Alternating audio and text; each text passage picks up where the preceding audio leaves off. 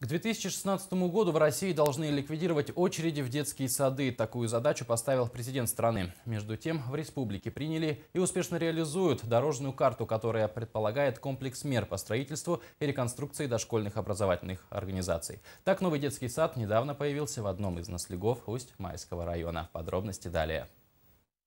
Новый детский сад на 50 мест распахнул свои двери перед детьми Кюбского национального наследия.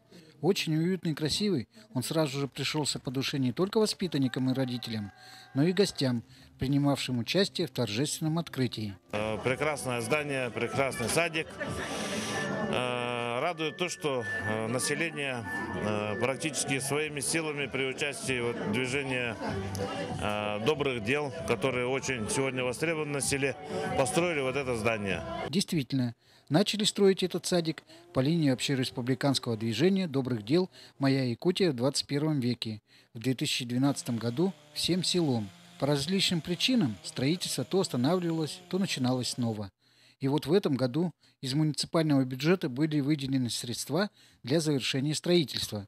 Конечно, много сил, энергии, труда было вложено в этот объект и финансовых средств. Но я надеюсь, что этот объект будет и не последний социальный объект. У нас еще ждут другие объекты, которые мы и в этом году еще будем открывать. Но в этом году, в год образования, это первый объект в селе Кюбцы.